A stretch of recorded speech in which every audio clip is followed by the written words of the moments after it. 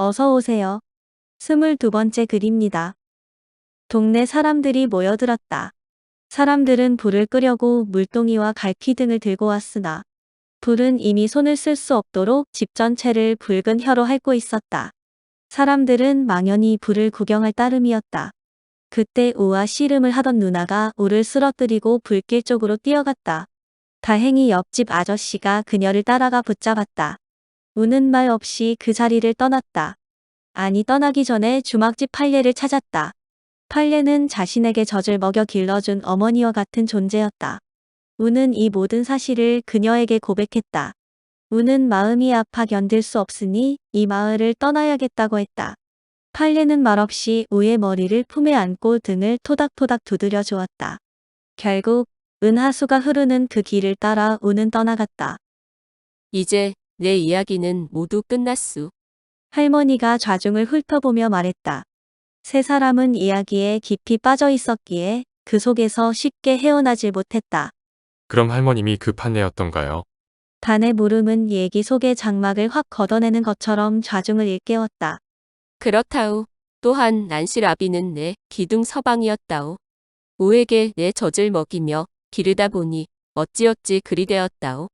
우리는 한 가족처럼 살았고 해서 난실이는 거의 내 딸이나 다름이 없지요. 그런데 전현이 저렇게 정신을 놓고 헤매고 쏘다니니 이를 어찌해야 한다오?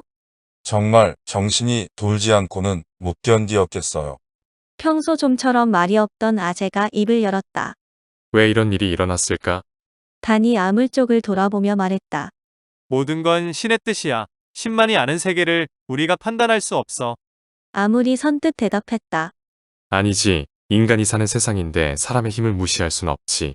단순히 산꼭대기에서 굴러내리는 돌도 이리 튈지 저리 튈지 모르듯 도무지 알 수 없는 게 세상이지만 그렇다고 그걸 신의 탓으로만 돌릴 수는 없어. 당연히 각각의 사람들의 힘이 뒤섞인 결과지.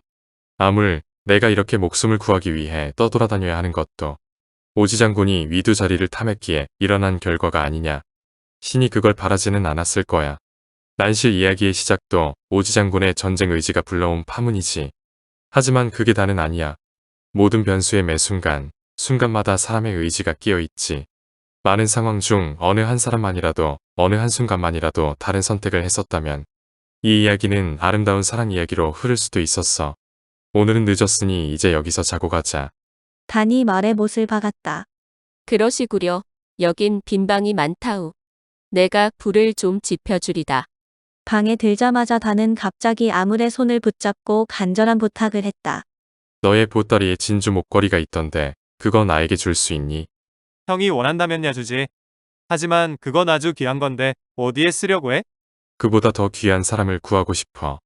단은 진주 목걸이를 받아들고 곧바로 난실의 방문 앞에 서서 문을 가만히 두드렸다.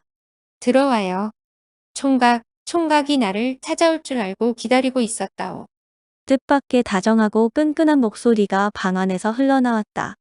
단은 방문을 열고 들어가 난실 앞에 무릎을 꿇고 진주 목걸이를 두 손으로 받쳐들고 말했다. 받아주세요. 난실은 자신에게 내미는 영롱한 진주 목걸이를 한참 동안 바라보았다. 난실이 9살 때 엄마를 따라 외가에 간 일이 있었다. 그때 이모의 목에는 진주가 달린 목걸이가 걸쳐 있었다. 이모의 가녀린 분홍빛 목에서 진주는 한없이 깊고 깊은 광택으로 희다못해 까맣게 빛나며 난실의 눈을 사로잡았다. 이모는 난실이 너무 귀엽다며 한동안 곁에 두고 창과 무용을 가르쳐 주었었다. 이모는 사람들 앞에서 난실에게 춤과 창을 하게 하고는 잘한다, 이쁘다 하며 깔깔대며 좋아했다. 이모는 그렇게 난실을 한없이 곁에 두기를 원했다. 그러나 엄마는 웬일인지 난실이 이모를 따르는 걸 달갑지 않게 생각했다. 자꾸만 이모에게만 가려는 난실을 정색을 하며 나무라기도 했다. 엄마, 하지만 이모의 진주 목걸이 보았지? 그거 너무 예쁘잖아. 나도 갖고 싶어. 이거 사. 그것은 귀한 물건이야. 나를 팔아도 못 사야. 그런데 이모는 어떻게 그런 걸 갖고 있어? 나도 이모처럼 되고 싶어. 그건 내가 뭘 몰라서 그래. 내가 잘하면 다 말해줄게. 엄마는 그렇게 말하고 난실을 끌고 부랴부랴 친정을 떠나왔었다. 진주 목걸이는 난실에게 어린 시절의 아련한 기억을 꽃 피우게 했다. 아, 이모. 난실은 그렇게 속삭이며 진주 목걸이를 선뜻 받아들였다. 그리고 무릎을 꿇고 있는 단을 끌어당겨 자신의 품에 안았다. 단은 난실의 가슴에 묻혀 아련히 엄마를 느꼈다. 그 향기에 한껏 취했다. 그리고 이어서 여자의 냄새도 맡았다. 아, 넌 내 아들이야. 내 아들이 살아 돌아왔어. 이렇게 훌쩍 커서. 난실의 눈물이 단의 뺨에 한 방울 뚝 떨어졌다. 그리고 이어서 주체할 수 없는 눈물이 줄줄 흘러내렸다. 단도 왠지 모를 서름이 밀려와 함께 눈물을 쏟아냈다. 난실의 안가슴엔 눈물이 샘처럼 고였고 그녀의 차돌처럼 응어리져 있던 피멍 울진 가슴은 따사로운 햇볕 아래 고드름 녹듯 서서히 녹아내렸다. 아, 그리고 너는 또한 애인이야. 귀여운 나의 인. 난실은 단을 더욱 깊숙이 껴안았다. 난실의 뜨거운 품속에서 단은 자신도 모르게 입으로 젖가슴을 뒤적이며 이리저리 헤매다가 젖꼭지를 찾아 입에 물었다. 부드럽던 젖꼭지가 잘 익은 대추알처럼 딱딱해졌다. 단은 대추알을 입안 가득 굴려보다가 쪽쪽 빨기도 하고 살짝살짝 깨물어도 보았다. 대추알은 가만가만 앓는 소리를 냈다. 다음 날 아침 오랜 단잠에서 깨어난 단은 그때까지도 몸이 난실의 품에 묶여 있었다. 아득한 행복감에서 벗어나기 싫어 단은 다시 난실의 품속을 파고들며 가슴에 얼굴을 비벼댔다. 깃털 마냥 고운 손길이 단의 어깨와 귓불을 일깨웠다. 단은 난실의 허리를 힘껏 껴안아 일어날 의지를 알렸으나 난실의 손은 찰떡처럼 허리를 더욱 감겨들었다. 단은 그 손을 어렵사리 풀어내고 벌떡 일어나 의관을 정비하고 방문을 나서니 마당 건너편에서 아물과 아재가 이쪽을 지켜보며 서성이고 있었다. 아재는 단을 보자마자 씩하고 의미심장한 웃음을 흘렸다. 하룻밤 화대로는 너무 비싼 값을 치른 게 아닌가요? 아물 역시 웃음기 가득한 얼굴로 단을 놀렸다. 형, 그러지 말고 우리 한동안 여기에 머무르는 건 어때? 그럴까? 하지만 우리는 한 곳에 오래 머물러 있으면 사람들의 눈에 띄게 되니 위험해. 당장 행장을 꾸려 떠날 준비를 하자. 단이 그리 말하자 난실이 황급히 문을 열고 뛰어나오며 소리쳤다. 기다려주세요. 그래도 조반은 들고 가야지요. 사실 조반은 이미 할머니가 준비하고 있었다. 단 일행이 아침 식사를 하는 동안 난실은 계속 식탁 앞을 맴돌며 주저주저 하더니 어렵게 입을 열었다. 이렇게 꼭 떠나야만 하나요? 단이 고개를 들어 난실을 쳐다보았다. 어디로 가는지 모르지만 나도 따라가면 안 되나요? 금세 젖어드는 눈망울과 말소리가 단의 가슴을 무겁게 짓눌렀다. 지금은 어쩔 수가 없습니다. 하지만 아마 후일 우린 다시 만나게 될 것입니다.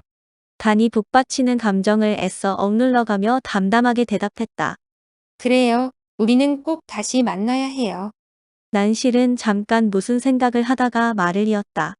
나도 곧 영락골로 떠날 것입니다. 그곳은 아주 큰 마을입니다. 그곳에 봉선단이라는 곳이 있는데 나의 이모가 있는 집이지요. 나는 그 이모를 찾아갈 것입니다. 후일 꼭 날 다시 찾아주세요. 얼마나 오랜 시간이 될지 모르겠지만 나는 그곳에서 내내 기다릴 것입니다. 난실은 기어이 흘러내리는 눈물을 옷소매로 훔치며 말했다. 단은 아무 말도 못하고 손을 들어 천천히 허공을 다독여 보였다. 그 손짓은 다른 이들에겐 아무 의미가 없었지만 난실에게는 가슴을 깊이 헤집고 들어와 상처를 어루만져 주던 은밀한 손짓이었다. 세 사람이 길을 떠나 한참 높은 제를 넘어가는데 뒤처져 오던 아물이 길 서파 위에 풀썩 주저앉으며 소리쳤다. 좀 쉬었다 갑시다. 저기 좀 보아요. 새턱볼은 정말 아름다운 마을이었어. 강과 산이 함께 아울러진 마을 풍경은 한 폭의 그림이었다. 그런데 형은 하필 그런 미친 여자에게 마음을 주나? 그리고 그 귀한 진주 목걸이는 왜 주었어? 난 도무지 이해할 수 없소. 아물이 단을 흘겨보며 말했다. 너는 듣지 못했느냐? 살려달라 애원하는 그녀의 절규를. 그 처절한 몸짓을 너도 보지 않았느냐? 나는 그녀에게서 죽음의 그림자를 보았다. 그 죽음의 늪에서 그녀를 건져내야 했다. 다행히 진주 목걸이는 그녀의 혼을 끌어냈다. 그녀는 이제 치유되었다. 그녀는 자신의 몫을 찾아갈 것이다. 나는 또 그녀를 본 순간 나와 어떤 인연으로 묶여 있다는 걸 느꼈어. 예전에 모시던 도인의 말씀이 사람의 힘으로는 어쩔 수 없는 일이 있다. 고 했는데 그 중 하나가 사람과 사람 사이에는 보이지 않는 줄이 엮여 있다고 했어. 그 줄은 인력으로는 끊을 수 없다고 하셨지. 그것은 신의 영역이라고 했어. 나도 그게 신의 뜻이라고 믿어. 그러니 언젠가는 나는 그녀를 다시 만나게 될 거야. 자, 이제 다시 저편 구릉으로 넘어가 보자. 아무리 일어서며 한심스러운 표정으로 다시 주절댔다. 형, 왜 쉬운 길을 놔두고 하필 험로로 가려는 거야? 그리고 도대체 어디로 갈 건데? 당분간 사람들의 눈에 띄지 않아야 해. 아무튼 발길 닿는 대로 가보는 거지. 언제까지 이렇게 무작정 싸돌아다녀야 하는 거야? 언젠가는 세상이 눈에 보일 거야. 그때까진 이런저런 세상 경험을 쌓아가는 거지. 세상이 보인다고? 그게 무슨 말이야? 아물, 너는 후일 마하나의 지도자가 되어야 한다고 생각하지 않느냐? 목숨 하나 건지기 위해 이렇게 피해 다니는 몸이 어찌 그런 생각까지 할 수 있겠어? 아물, 너는 나에게 신노름을 가르쳐 주지 않았느냐? 그런데 왜?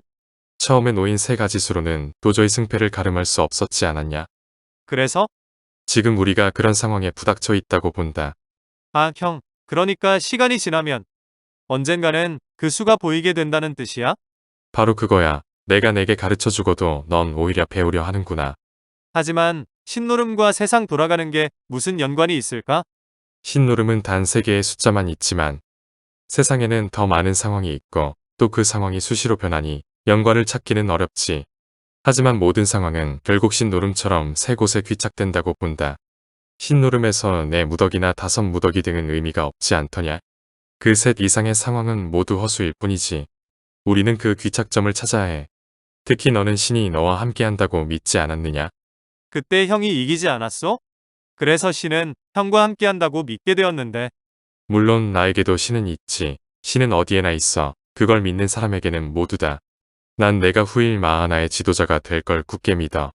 너는 신이 항상 내 곁에 있음을 의심치 말고 자신을 지도자로서 준비해야 해. 손을 뻗으면 닿을 것 같았던 구릉 지역에 도착한 것은 반나절이 지나서였다. 구릉 지역 위로는 첩첩산맥으로 이어지며 불참나무 숲을 이루었고 다람쥐가 심심치 않게 나뭇가지를 오르내렸다. 구릉을 넘어서니 바로 아래에는 16채의 집들이 다닥다닥 붙어 있었다. 마을 앞으로는 실개천이 흐르고 있었고 개천 건너편에는 제법 넓은 논밭이 펼쳐져 있었다. 마을 뒤쪽으로는 대나무 숲이 울창하게 자라고 있었는데 오솔길이 대나무 숲 사이로 이어지고 있었다. 3사람이 오솔길을 따라 내려가는데 토끼 몇 마리가 부러진 나무 그루터기 사이에서 풀을 뜯다가 사람들을 경계하며 쳐다보았다. 그때 돌멩이 하나가 날아가 여지없이 토끼를 맞추어 쓰러뜨렸다. 사냥꾼의 아들로 자랐던 단의 솜씨였다. 형, 잔인하오. 아무리 혀를 차며 단을 쏘아보았다. 배고픈 사람의 식량이야. 넌 굶주려 본 적이 별로 없었지? 단은 토끼의 귀를 잡고 흔들어 보이며 말했다. 토끼는 튼실하게 살이 올랐고 제법 묵직하였다. 귀신 같은 솜씨야. 아재가 혀를 내두르며 감탄했다. 그렇게 그들이 대나무 숲에 이르렀을 때 마을에서 웬 여인의 고성이 고막을 찢을 듯 들려왔다. 안 돼요. 우리는 어떻게 살라고? 그들은 얼른 대나무 숲에 숨어 들어가 마을을 내려다보았다. 마을 앞에 당나귀가 3마리 있었는데 그 등엔 쌀가마와 땔감이 잔뜩 실려 있었다. 한 여인이 그 당나귀를 움직이지 못하게 막고 서 있는데 장정 3사람이 여인을 당나귀에서 알력으로 떼어내고 있었다. 남정네들은 모두 전쟁터에 갔고 노인들과 아녀자만 남았는데 긴 겨울을 어떻게 보내란 말입니까? 안 돼요. 절대 안 돼. 이게 다 우리를 지키자고 하는 일이요. 어서 비켜요. 차라리 우리를 죽이고 가시오. 여인은 당나귀를 부둥켜 안고 울며 소리쳤다. 그때 한장정이 여인을 발로 차서 쓰러뜨렸다. 길바닥에 나동그라진 여인은 임신한 배를 부여잡고 깡을 치며 통곡했다. 아이고 배야. 이 무지한 놈들아 내 아기까지 죽이려느냐? 죽여라. 어서. 마을 앞에선 10명이 넘는 아이들과 노인들은 이 광경을 지켜볼 뿐 선뜻 나서지도 못하고 공포에 떨고 있었다. 에이, 저놈들을 처단하고 당나귀를 마을에 돌려줍시다. 아재가 이를 부득부득 갉더니 청동검을 잡아 흔들며 말했다. 3대 3이니 우리에게 충분히 승산이 있어. 아물도 단을 돌아보며 부추겼다. 안 돼. 그건 바른 해결책이 아니야. 좀 더 지켜보자. 당나귀가 서서히 마을을 떠나갔다. 여인이 일어나 다시 당나귀를 붙들려 하였으나 노인들이 여인을 붙들고 말렸다.